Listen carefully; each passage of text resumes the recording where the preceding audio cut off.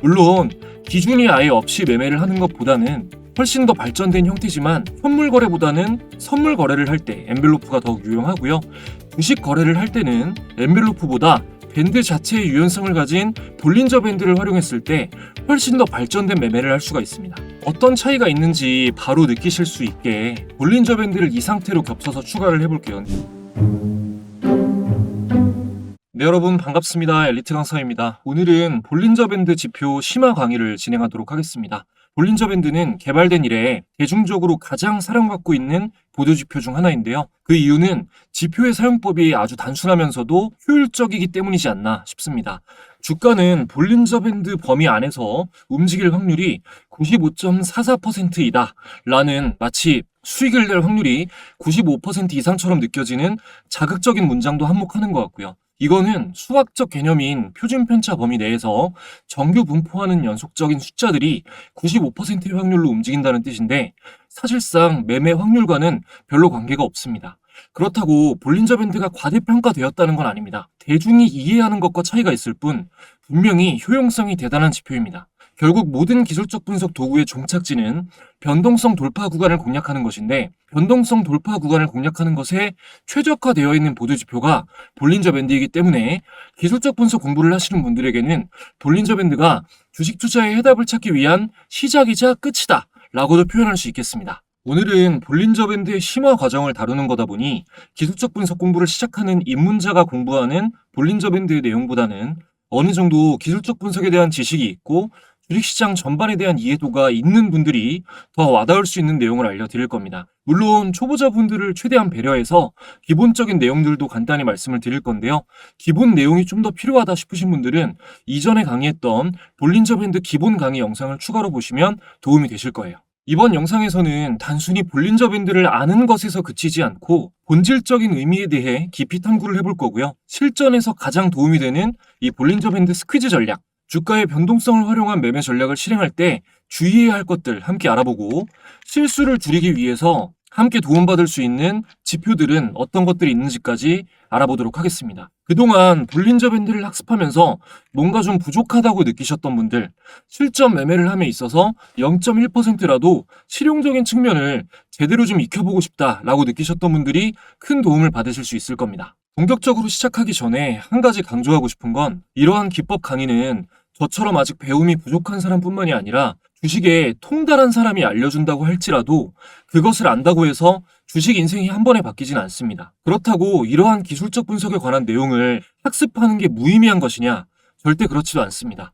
반드시 수익을 낼 수 있는 절대적인 비법도 무시해도 될 내용도 아닌 주식시장을 이해하고 더 좋은 성과를 내기 위한 과정으로 받아들이신다면 반드시 여러분에게 마땅한 보상으로 돌아갈 것입니다. 자, 그럼 본론으로 들어가겠습니다. 우리가 기술적 분석 관점에서 주가를 예측하기 위해 반드시 알아야 하는 핵심은 두말할 것도 없이 지지선과 저항선에 대한 이해입니다. 지지와 저항을 안다는 것은 주가가 얼마나 상승하고 하락할지 예측할 수 있을 뿐 아니라 어느 지점에서 상승과 하락을 멈출 확률이 높은지까지도 알 수 있습니다. 지지와 저항에 대한 이해도가 높을수록 주가의 미래를 높은 확률로 알아맞힐 수 있게 되는 것입니다. 지지선, 저항선을 판단하는 방법은 이동평균선을 활용할 수도 있고 주가 움직임의 고점과 저점을 연결한 추세선을 활용하는 전통적인 방법도 있고 주가 패턴에 의한 방법도 있고 여러 가지인데 과거 데이터를 통해서 밴드 형태로 표시되는 지표도 주가의 지지선과 저항선의 정보를 알려주는 지표입니다. 차트에 밴드 형태가 표시되는 지표는 대표적으로 엔벨로프와 볼린저 밴드가 있는데요. 둘 중 엔벨로프가 볼린저 밴드보다는 먼저 개발되었습니다. 이미 엔벨로프가 만들어져 있는 상황에서 볼린저 밴드가 만들어졌으니까 두 지표는 이렇게 모양은 비슷하더라도 뭔가 다른 점이 있겠죠. 일단은 이 차이부터 이해하시는 게 중요합니다. 우선 가장 큰 차이는 엔벨로프는 이 상단선과 하단선의 범위가 이 폭이 고정입니다. 이 엔벨로프의 봉투라는 뜻처럼 엔벨로프는 주가가 마치 일정한 봉투 내에서 움직이듯이 고정된 범위 내에서 등락을 반복한다는 가정하에 만들어졌습니다. 실제로 우리가 체감하기에는 짧은 기간 동안에도 주가는 엄청난 등락을 반복하는 것 같지만 어느 정도의 기간을 기준으로 두고 따져보면 일정 비율을 벗어나서 큰 폭으로 상승하거나 하락하는 종목은 지극히 일부입니다. 따라서 이동평균선을 중심으로 평균적인 등락폭을 정해놓고 그 안에서 주가를 분석하자는 엔벨로프의 개발 취지는 굉장히 합리적인 것입니다. 자, 차트를 보면서 간단하게 설명드리겠습니다. 지금 하나시스템 차트를 보고 계신데요. 일단 엔벨로프를 추가해 보겠습니다. 자, 마우스 오른쪽 클릭, 지표 추가 버튼 눌러주시고요. 알파벳 EN까지 검색하시면 엔벨로프가 자동으로 체크가 됩니다. 자, 적용 눌러주셨을 때 이렇게 선이 3개가 이 차트에 표시가 되는데요. 여기서 이 설정을 눌러보면 여기 기간은 20, %는 6이라고 표시가 되어 있습니다. 그러니까 20일 이동평균선이 이 중심선으로 그어지고 위로 6%, 아래로 6% 구간에 상단선과 하단선이 그어져서 이렇게 3개의 선이 표시가 된 겁니다. 간단하죠? 자, 라인만 좀 두껍게 해놓고 보겠습니다. 자, 그럼 이렇게 표시가 됐는데요. 자, 여기서 이런 구간 있죠? 뭐 여기서부터 여기 정도까지 이런 구간을 추세가 없는 비추세 구간, 이렇게 횡보하는 구간을 비추세 구간이라고 하고 이렇게 상승, 하락하는 구간을 추세 구간이라고 봅니다. 이런 비추세 구간에서는 뭐 엔벨로프 하단에 닿았을 때 매수하고 중심선에서 1차 매도하고 하단에 닿았을 때 매수하고 매도하고 하단 부근에서 매수하고 상단에 닿았을 때 매도하고 하단에서 매수하고 상단에서 매도하고 이런 전략이 굉장히 높은 확률로 들어맞아요. 근데 이렇게 상승 트렌드가 만들어졌을 때는 이 상단선에서 매도하는 전략이 굉장히 비효율적이고 이렇게 하락 트렌드가 만들어졌을 때는 이 하단선에서 매수하는 전략이 큰 손실을 오히려 유발합니다. 그래서 이렇게 주가가 크게 변동하는 이 추세가 만들어진 구간에서는 엔벨로프만 보셔서는 안 되고요. ADX와 같은 추세 지표의 도움을 받아야 합니다. 간단하게만 제가 설명을 드릴 거예요. 자, 일단 ADX 지표를 추가해 주겠습니다. 자, ADX 이렇게 검색해 주시면 체크가 되고 적용 눌러줄게요. 여기서 잘 보이게 뭐 설정도 안 바꾸겠습니다. 선만 두껍게. 그러면 이렇게 ADX선, 주황색 선이 추가가 됐죠. 자, 기본적으로 이 주가가 엔벨로프를 뚫었을 때 뭐 이런 데서 이렇게 ADX가 상승하고 있으면 ADX가 살아있으면 기본적으로 매수 포인트로 가져갑니다. 매수 포인트로. 그리고 ADX선이 죽으면 우하향하기 시작하면 매도하는 전략을 취하는데요. 자, 그럼 보셨을 때 이 상단선을 뚫었을 때 ADX가 살아있을 때 매수하고 ADX가 깨졌을 때 매도를 한다 그러면 매도 시점은 요 시점, 요 시점, 요 시점, 요 시점이 되겠죠. 자, 그러면 여기서 매수해서 여기서 매도하고 여기서 매수해서 여기서 매도하고 여기서 매수하고 여기서 매도하고 여기서 매수하고 여기서 매도하는 매매 방식이 나올 겁니다. 그리고 ADX가 상승하고 있을 때 이 하단선과 중심선과 상단선을 각각 돌파하면 매수를 하고요. 그리고 ADX가 이렇게 하락하는 구간에서는 만약에 여기서 매수를 했다 그러면 이렇게 상단선을 깼을 때 매도하고 중심선을 깼을 때도 매도를 해야 하고 이 하단선을 깼을 때도 매도를 해야 합니다. ADX가 이렇게 하방으로 꺾이고 있을 때는요. 이해되시나요? 반드시 청산을 해야 되는 신호입니다. 이것이 이제 보편적인 엔벨로프를 활용한 단기 매매 전략인데 보신 것처럼 ADX 지표의 도움을 받지 않으면 초보자분들은 주가의 움직임만 봤을 때 추세 국면과 비추세 국면을 구분하기가 쉽지 않습니다.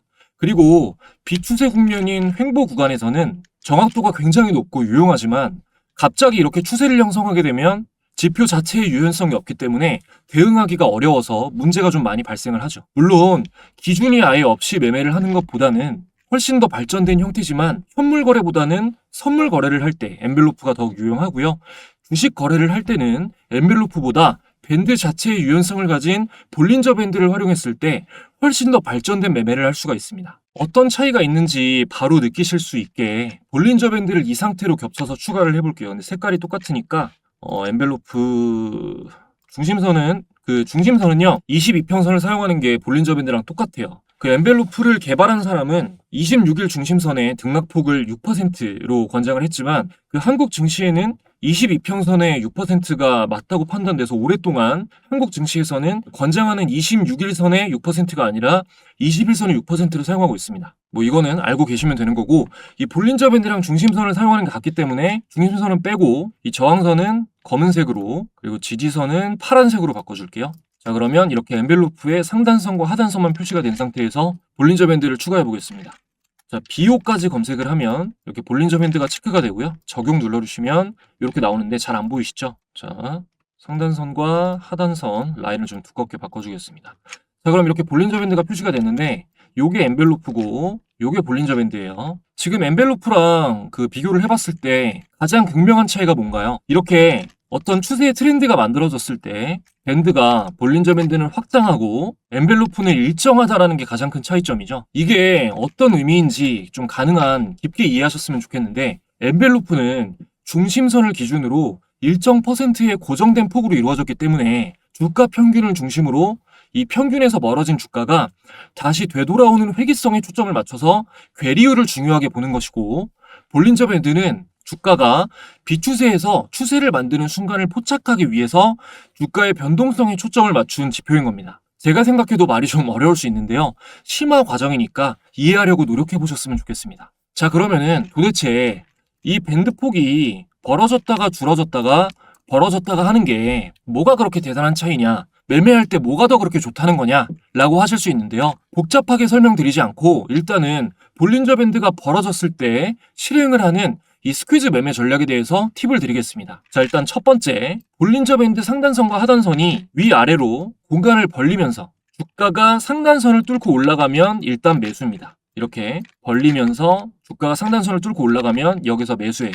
이때 상승 트렌드가 만들어질 것을 예측하고 매수를 하는 겁니다. 강력한 상승 추세가 만들어질 확률이 굉장히 높은 거예요. 여기서 이런 식으로 예측한 대로 강력하게 급등이 나오면요. 그러니까 여기서 매수를 해서 이후에 이렇게 급등이 나오면 이 볼린저 밴드 상단선과 주가 사이에 이런 공간이 발생을 하게 되거든요. 그만큼 얘가 급등을 하게 되면 이 주가와 볼린저 밴드 상단선이 붙어 있지 않고 거리가 생겨요. 그럴 때 이 상승에 대한 조정이 나오면서 이 상승에 대한 조정이 이렇게 나오면서 이 상단선과 주가가 붙으면은 강력 추격 매수 신호입니다. 그리고 나서 기본적으로 밴드 안으로 이렇게 주가가 완전히 들어오게 되면 상단선이 저항을 역할로 바뀔 확률이 높고 이 지지가 되는 중심선은 굉장히 멀리 떨어져 있기 때문에 기본적으로는 청산을 합니다. 하지만 한번 이렇게 각도를 만들어진 종목은 일정 기간 동안 기회를 줄 확률이 높기 때문에 계속해서 이 종목을 지켜보셔야 됩니다. 지켜보다가 이 중심선을 이탈하고 떨어질 경우는 쳐다보지 않습니다. 정리해보면 이 볼린저 밴드가 확장될 때 주가가 상단선을 돌파하면 매수, 그리고 급등 이후에 조정이 나오면서 횡보할 때 주가가 상단선이랑 만나면 또 추격 매수, 그리고 밴드 안으로 주가가 완전히 들어가면 청산한다. 그리고 이 중심선에서 지지받는 것을 확인하고 매수 기회를 또 엿볼 수가 있지만 중심선을 이탈하면 매수하지 않는다. 이렇게 기억하시면 되겠습니다. 자, 그리고 다음 상승 트렌드가 만들어진 구간을 보면요. 자, 여기서 급등 매수죠. 그리고 이 급등한 거에 대해서 주가와 상단선이 여기서 만나고 또 소폭 수익 구간을 줍니다.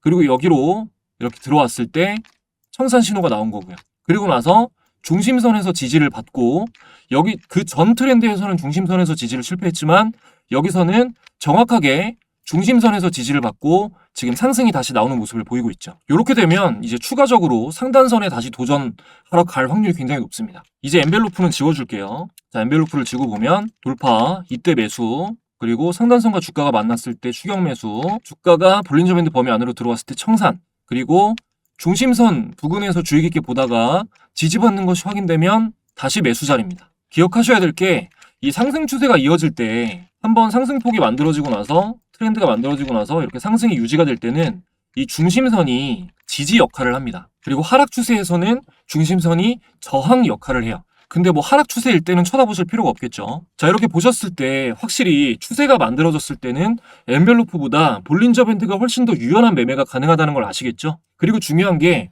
볼린저 밴드가 이 수렴되어 있는 기간이 길수록 분출할 에너지를 응집하고 있다라고 보시면 됩니다. 수렴 구간에 오래 머물러 있는 종목은 이후에 반드시 밴드가 확장되면서 상승 트렌드든 하락 트렌드든 추세를 만들고 이 확장하고 있는 종목 역시 이후에 반드시 수렴되면서 변동폭이 줄어들게 됩니다. 그러니까 우리는 오랫동안 수렴되어 있던 주가가 상승 트렌드를 만들 때, 오랫동안 수렴되어 있던 주가가 상승 트렌드를 만들 때 그 종목에 주목을 해야겠죠. 여기서 또 이제 하나 알려드릴 게 강력한 매수 신호가 있습니다. 보시면은 이제 이 수렴 기간을 깨고 올라가는 것도 매수 신호인데 돌파가 나오는 것도, 그리고 돌파가 나오는 시점에 볼린저 밴드는 기본적으로 반대선을 깨고 직후에 바로 상단선을 돌파하면, 그러니까 상단선을 깨기 직전에 하단선을 깼다가 올라온다. 그러면 아주 강력한 매수 신호로 봐도 됩니다. 수렴 구간에 오래 있다가 상승 트렌드를 만드는 종목, 강력 매수, 반대선을 깨고 바로 직후에 돌파가 나오는 경우에 강력 매수. 그러니까 여기가 아주 강력한 매수 자리였던 거죠. 반대로 상단선을 깬 다음에 하단선을 깨면서 볼린저 밴드가 벌어지고 거래량이 동반되면 즉시 도망을 가야 됩니다. 이거는 상승이 나올 때보다 훨씬 더 신뢰도가 높아요. 아주 강력한 하락 추세가 만들어질 확률이 높은 겁니다. 자, 이걸 보고 또 뭐 결과적으로 이렇게 나와 있는 모양을 보고 누가 말을 못하냐 이렇게 뭐 말씀하시는 분들을 위해서 결과가 나오기 전에 이 같은 신호가 나왔을 때 제가 운영 중인 공부방에서 그 구독자분들을 위해서 공유드렸던 종목들 사례를 한번 쭉 보여드리겠습니다. 자, 먼저 공부방에서 한국항공우주를 검색해보면 2월 18일에 이 스윙 관점 공유 종목으로 한국항공우주를 공유드렸는데요. 요거 내용을 확인해보면 자, 2월 18일 한국항공우주 여기서 스윙이라는 거는 2일 이상 약 한 달 이내로 보유하면서 시세 분출 시에 익절하는 매매를 말하는 거죠. 자, 이때 공유드리면서 아예 자, 볼린저 밴드 지표 얘기를 했습니다. 강한 매수 신호 중 하나인 볼린저 밴드 하단선을 깨자마자 상단선을 깨고 돌파가 나왔다. 이것은 변동성이 커질 것을 암시하는 신호다 라고 말씀을 드렸습니다. 자, 2월 18일 공유드린 날에 한국항공우주 차트를 확인해보면 자, 2월 18일이 이날이에요. 보면 이 하단선을 깨고 바로 이 상단선을 깨고 돌파한 시점에 제가 공유를 드린 거죠. 그리고 바로 그 다음에 단기 조정이 나오면서 이 상단선과 주가가 만나는 추격 매수 신호가 나왔습니다. 그리고 오늘까지 지금 당일까지 상승이 이어지면서 공유 시점 대비 최고가를 다시 한번 달성을 했네요. 그리고 다음으로 아까 보셨던 하나 시스템도 검색을 해보면 요게 이제 11월 7일에 말씀드린 게 있는데 요게 작년 11월 7일에 이 말씀드린 하나 시스템 보유 의견 드렸었다라는 내용이 나오는데요. 이거는 보시면 11월 7일이 이때거든요. 이때 이 상승 트렌드가 만들어졌을 때 이때인데 이거보다 훨씬 전에 한 이쯤에 공유를 드렸어요. 슈팅이 나오기 전에. 이거는 뭐 사실 재료랑 다른 관점에서 보고 드린 건데 요거는 이거 관련한 강의를 할 때 또 설명을 드리겠습니다. 그리고 이제 11월 11일에 거래대금이 동반되면서 강력한 추세가 이어지는 것을 보고 추가 상승을 예상하고 하나 시스템 검색해보면 드렸을 텐데 네, 11월 11일 하나 시스템 공유드렸죠. 그리고 한 번 더 보면 제가 이거를 2월 10일 자 2월 10일에는 종가 매매 관점으로 하나 시스템을 공유를 드렸습니다. 자 2월 10일에 하나 시스템을 종배했다면 이날이거든요.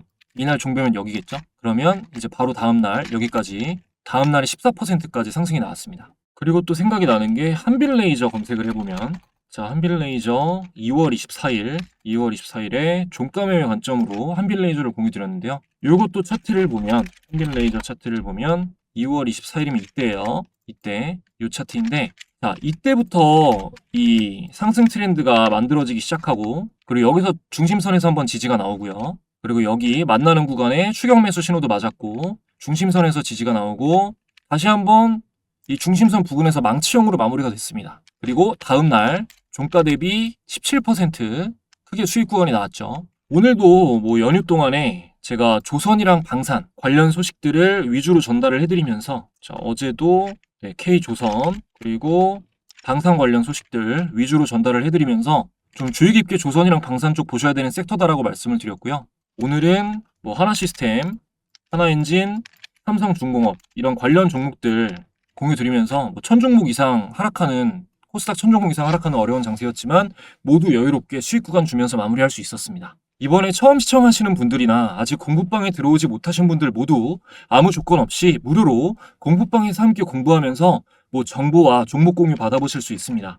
구독 안 하신 분들은 다음 영상 시청 위에서라도 구독 한번 부탁드리고요. 이 영상 아래에 댓글 클릭하신 다음에 맨 위에 있는 상단 고정 댓글 링크 요거 확인하시면 간단한 설문 작성 후에 즉시 입장 링크 통해 들어오실 수 있어요. 이렇게 수익이 나는 종목들을 공유해 주는데 뭐 이게 무료일 리가 있냐라고 말씀하시는 분들이 많이 계신데요. 감사하게도 이 공부방에 계신 구독자분들께서 저를 대신해서 이렇게 인증을 해주고 계십니다. 정말 진심으로 도움을 드리기 위해서 최선을 다해 운영하고 있습니다. 공부방에 입장하기까지 1분도 안 걸리지만 앞으로의 주식 투자는 많이 달라지실 겁니다. 많이 들어와 주세요. 이어서 좀 예외적인 부분도 말씀을 드릴게요. 자, 2월 26일에 YG 엔터테인먼트 2월 26일 맞나요? 네, 2월 26일에 스윙 종목으로 YG 엔터테인먼트를 공유 드렸는데 요거 차트를 보면 2월 26일 이때예요. 요때 이후로 상승이 요만큼 나왔습니다. 요때 이거는요, 엔터주들이 전체적으로 테마가 살아있고, 또 저번에 제가 대체거래소 그 넥스트레이드에 대해 관해서 설명드리는 영상 찍을 때 첫 주에 거래되는 10종목 중에 거래량이 제일 많은 종목, 연습 삼아서 가져가 볼 만한 종목, 공부방에 공유드려 놓았다 말씀드렸었는데, 그게 이제 YG 엔터였거든요. 근데 이게 지금 차트를 봤을 때는 이렇게 돌파가 나왔다가 밴드 안으로 들어간 시점이잖아요. 일단은 청산을 하는 게 맞다고 말씀을 드렸었다. 근데 이게 볼린저 밴드만 봤을 때는 원래대로면 이렇게 재돌파가 나왔을 때, 종가 기준 재돌파가 나왔을 때 추격 매수를 하는 게 맞는데, 기본적으로 이렇게 각도가 만들어진 종목은요, 상단선에 주가가 붙어 있을 때는 상승 추세가 이어지고 있는 거거든요. 그래서 무조건적으로 청산을 하시는 게 아니라 종목에 따라 보수적으로 매매할 때는 이 중심선 지지까지 지켜보자라고 판단할 만한 종목은 또 전략을 바꿔서 해보시고 하는 겁니다. 절대적인 게 없어요. 그 어떤 강의를 들으시더라도 비법을 찾았다 이런 식으로 생각하지 마시기 바랍니다. 제가 일부러 이런 것도 보여드리는 거예요. 볼린저 밴드 강의를 듣고 여러분이 반드시 기억하셔야 될 거는, 볼린저 밴드의 쓰임새는 새로운 트렌드가 형성되는 시점을 포착하는 거다.